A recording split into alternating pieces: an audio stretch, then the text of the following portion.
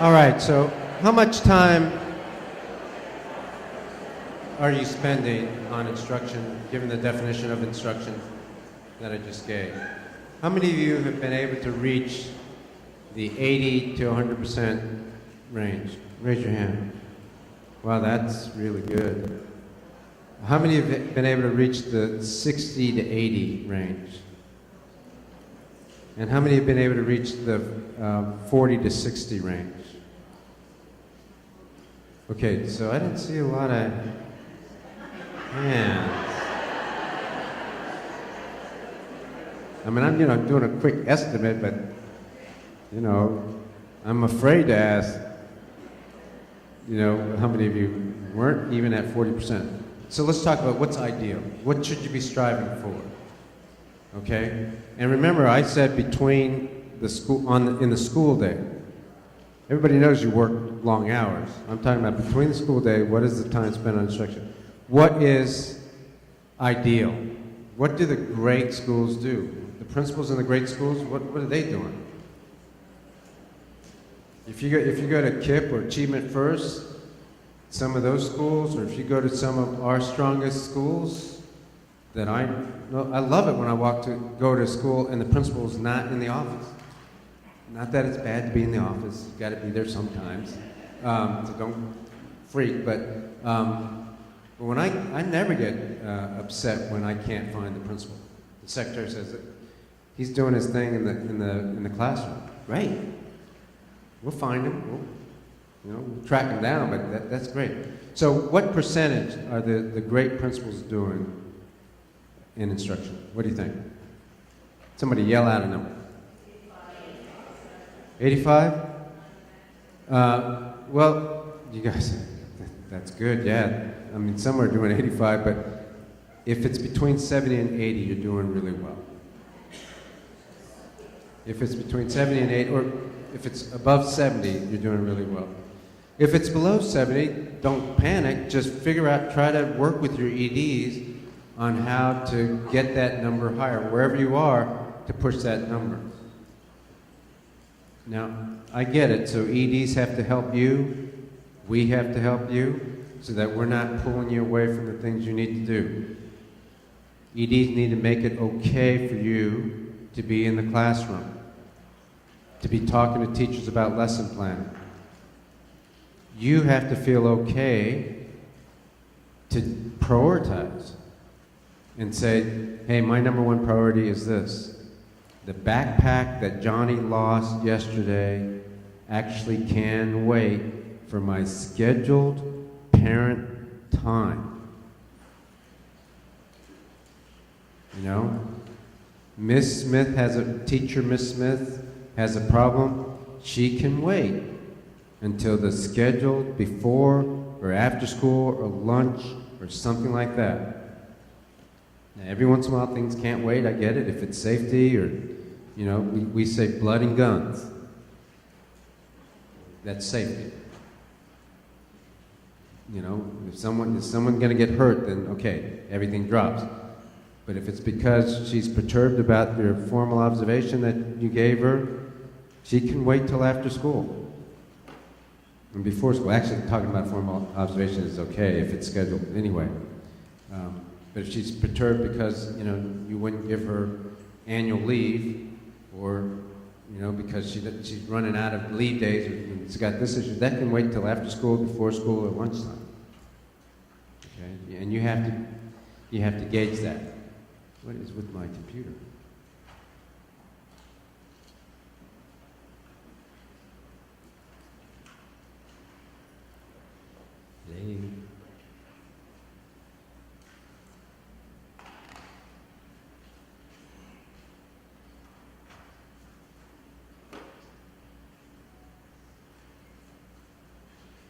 Okay, so I'll probably get help in a minute. Let's keep going. So, somewhere between 70 and 80%, that's what we want for our instructional quality. That's number 3. Let's go on to number 4. Number 4 is align the curriculum. And we're going to talk about this on Thursday next week. You're going to have a whole session on aligning the curriculum. The research is also very clear. How many of you have read Marzano's research on aligning the curriculum? How many of you have read that or studied that? Okay, good. I recommend it to you. What does Marzano and those folks say about the #1 school effect on raising students? Of all the things that help raise student achievement, what is the #1 thing you can do? That's right. I'm glad you said that since we're talking about aligning the curriculum. Having a guaranteed and viable curriculum that teachers actually teach the aligned curriculum. #1 effect, 0.88 or something like some crazy number like that, effect size on aligning the curriculum. So you have got to be good at that. We're going to talk a little bit more of that on Thursday. We'll spend most of the day on Thursday next week talking about curriculum alignment. It's that important. Curriculum alignment means a lot of things. We're going to talk about that Thursday, but just what you know about it right now, really, it says curriculum alignment is ensuring that what kids know and should be able to do, is also how they demonstrate it. And there's good alignment between the two. Your assessments, how they demonstrate it, the unit exams, the common assessments, the DOLs even, over here, have to match what you said kids should know and be able to do. They're two bookends. And at the end of the day, that's what alignment is. So these two bookends look the same, you have an aligned curriculum. And are teachers teaching that? All right, based on that, how aligned is your curriculum? If you think about your teachers, did they teach an aligned curriculum? What kids should know and be able to do over here, how they assessed it, do the two match pretty well? Did they teach that? How well did you align your curriculum? Turn to your neighbor 30 seconds. How well aligned were they?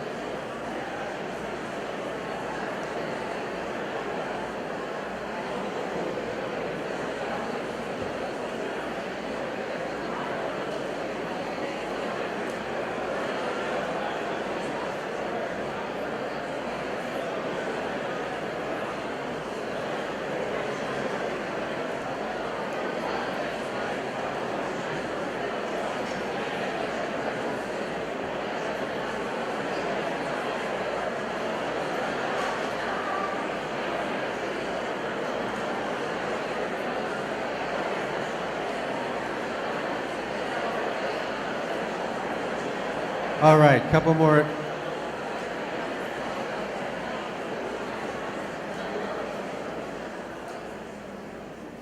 So aligning the curriculum, that's something we hope you become expert at. It's something we hope principals become expert at. Don't wait, don't rely on the district, even though we're going to help. Aligning the curriculum is a principal function. That's why it's part of your evaluation rubric. It's your job to align the curriculum for your school. All right, #5. Based on our performance results, and you're going to see that later this morning, we have to do better at this. Develop capacity at all levels. Your staff, not just your teachers, but at all levels, develop their capacity. We have to do it at the district level, you have to do it at the school level. That means growing your teachers. Just like we have to grow our principals. And I'm going to give you some data around that in this second half of the afternoon, or second half of the morning. But you have to grow your teachers. Develop that capacity. That's a hard, ongoing job. Staff development for your teachers, leadership development for your teachers. How well did you do this year on developing your staff? So just think about it. I'm not going to give you any time because we're running out of time, but think about what does your professional development schedule look like for your staff this year? You should already kind of have an idea what that's going to look like for them.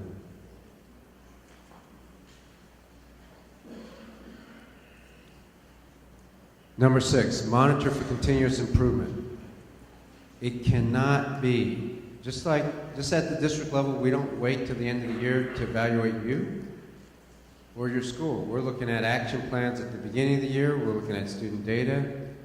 We have checks all along, right? Your EDs are in there hopefully at least once a month, probably more often, and for some of you, every week, so that might be a little unnerving, but then there's mid-year reviews.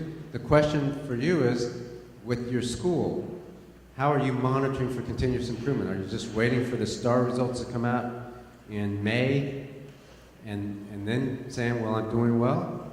Or are you monitoring that all year long? Are you waiting for that ACP to be able to tell whether your fourth graders can read at grade level? Or are you monitoring that all year long? Are you waiting for the mid-year review and the EDs to check your multiple response strategies, lesson objectives, DOLs? Or are you monitoring that and keeping some data, or at least anecdotally, how you're making progress on DOLs all year long? Or are you just waiting for those few times? Are you monitoring progress of your school? Are you waiting for the district to come in during the mid-year review to look at your action plan to tell you how you're doing on that? Or are you monitoring progress of your goals? Turn to your neighbor and talk about how well you're monitoring progress in your school.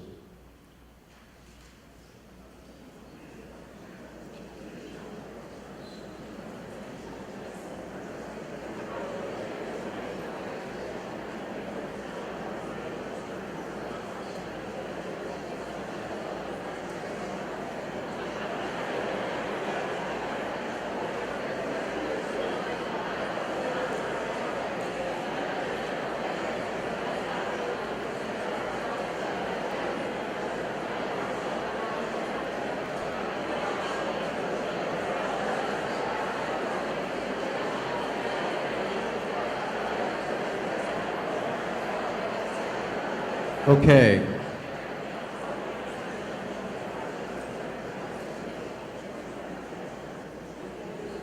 I'm sorry I'm moving a little faster now. Number 7.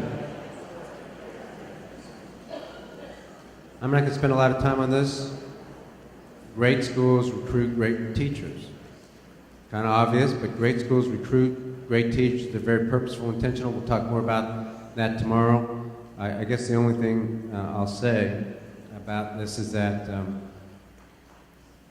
we need Michaela to be impressed with the teachers you hire. All right, last one. We didn't work a lot on this last year. We're going to do a better job this year about expanding leadership capacity. We're going to help you, help the teachers. We'll have our own leadership academies at the district level for teachers, but it's a big district, so we're not going to be able to even do a lot there. But you can. You can expand the leadership capacity among your teaching staff, providing them with opportunities. We'll have a session on how you do that, but providing them with opportunities, understanding what leadership concepts look like, and really coaching your teachers around leadership. Reminds me of this film clip. Because everybody has leadership potential. Everybody. I'm not sure if everybody can become a great leader, but everybody has leadership potential. We need to tap that.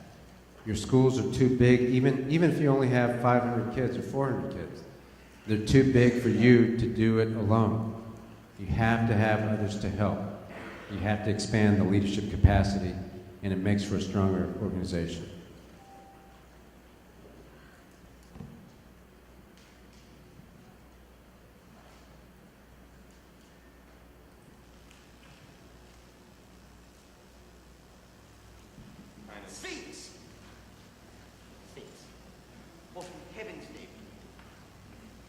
Sometimes the true hero.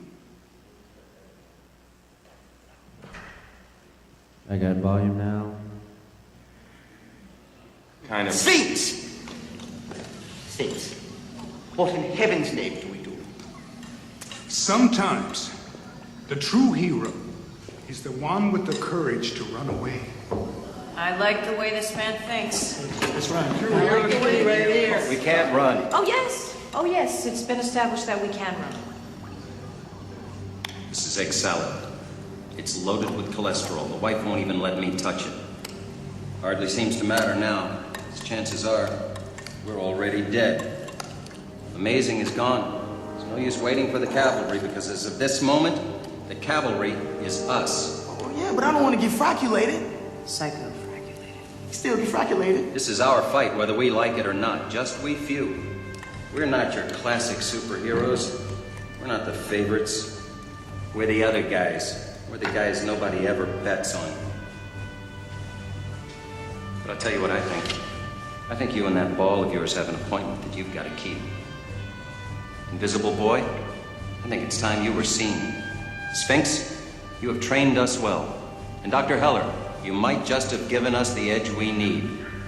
And Spleen, I don't want to stand behind you, but I'll fight beside you with pride. Jeff, you've got a rare and beautiful gift. The city needs you tonight. And Roy, in all the years I've known you, I've never seen you walk away from a fight.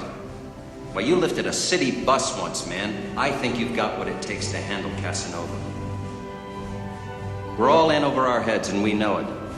But if we take on this fight, those of us who survive it will forever after show our scars with pride and say, that's right, I was there.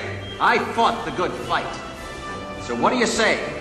Do we all gather together and go kick some Casanova butt? Or do I eat this sandwich? You know, in an odd way, that was a pretty good lesson on leadership.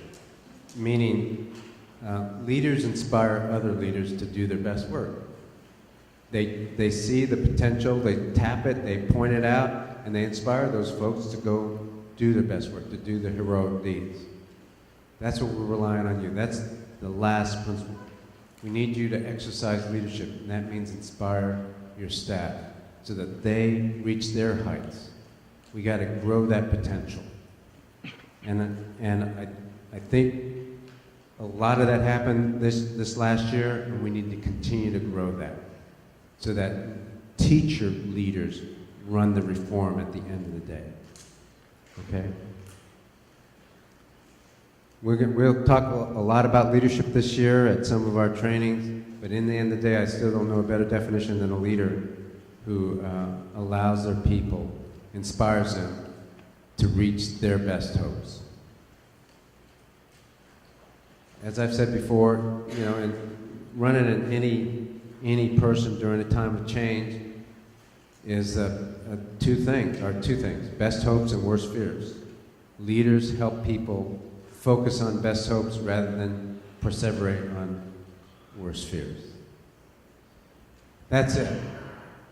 We're going to maintain course 267.5 degrees west. We want you all to have great schools. We reviewed some of the research today. We looked at some of the key principles. We looked at some of the things we're going to be focused on. These are the things that are going to get you to a great school if you're not already there. We're going to ask you to lead your staff so that they challenge themselves, reach their best hopes, so that they can contribute to that great school. Because in the end of the day, if we had 223 great schools, our kids are going to be the beneficiaries. That's what we're trying to do.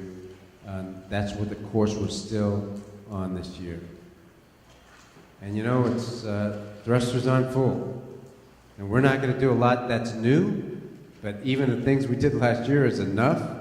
When you talk about the spot observations that you have to do, the demonstrations of learning, the multiple response strategies, purposeful aligned instruction, lesson objectives, those 4 things, the systems review that we'll put in, the mid-year review that we'll put in, the action planning that's focused and purposeful, that alone is enough to keep us focused on the things we need to do.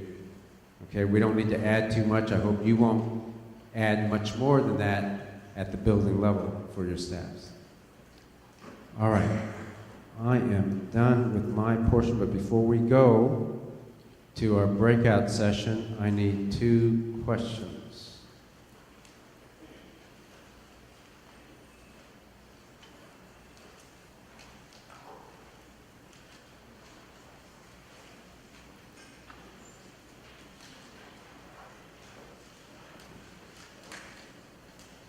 Don't make me do a parent chair first. Okay, turn to your neighbor, talk for 30 seconds, ask them a question you would ask if you were asking a question. Then I'll take 2.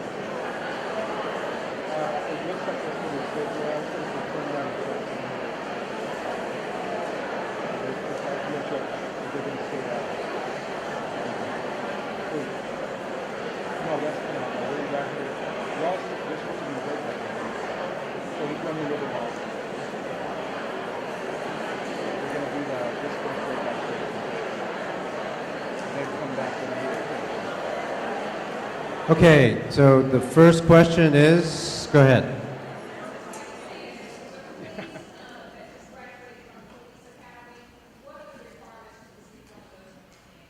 So the police who just graduated from the police academy, Craig Miller, has a plan on where those police will be disseminated. And so I don't know, how can we get that information to them about where those police are going? Okay, once we find out from him where they're being placed, I'll ask Sylvia will put it on the website or send out an email about where they're going.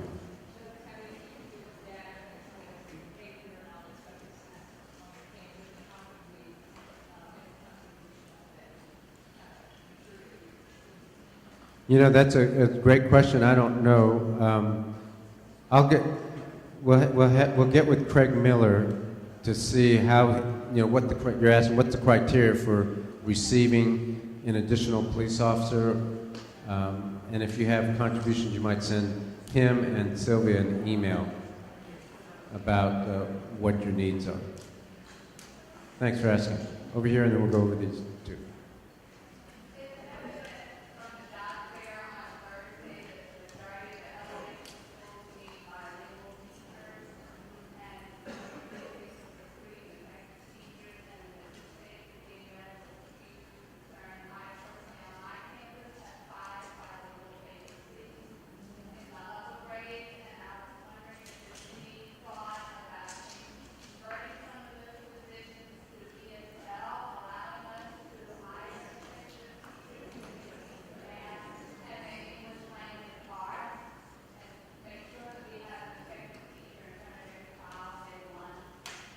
I had that conversation with Carmen Darville, Human Capital Management Chief, and that was my guidance to her. So we're gonna move in emergency kind of mode so that we can waive that requirement, so that we have at least ESL teachers in front. So we wanted to put our best foot forward to get bilingual teachers, but in the end of the day, if we don't have bilingual ESL, it's going to be a good substitute for that. So you should see that moving forward. I thought I said yes, ma'am. Go ahead. Data packets for your campus, do you know? Ann, do you know about data packets for the campus? Student achievement data packets.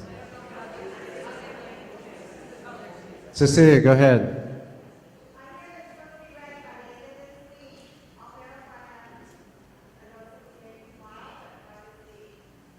right, great. Thank you, Cecilia. Did you hear that by the end of this week? Hopefully we'll have that for you. Good question. Yes?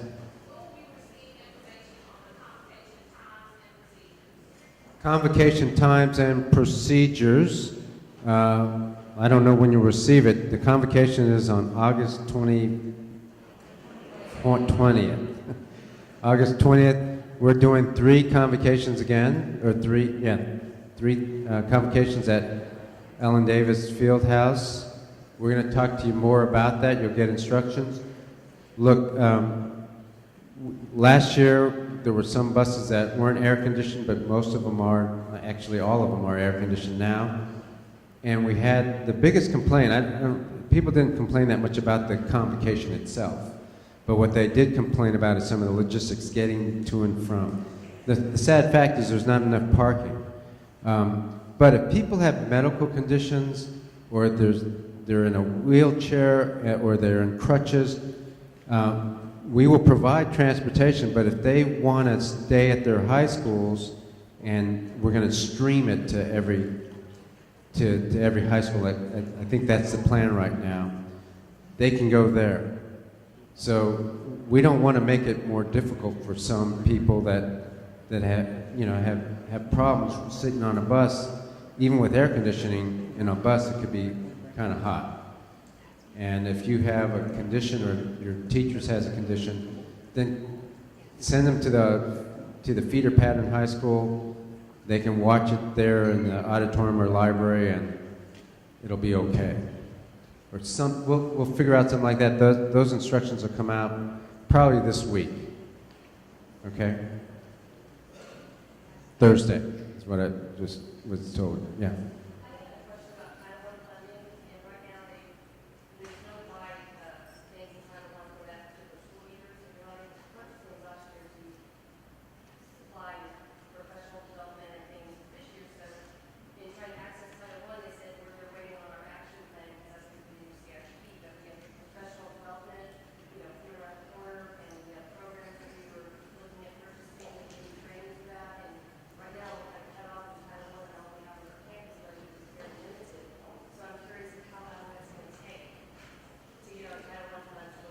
So I'm going to ask, Sylvia, can you check on that, since that should not be the case, but let's check on that. If we have to, I don't know what's the holdup.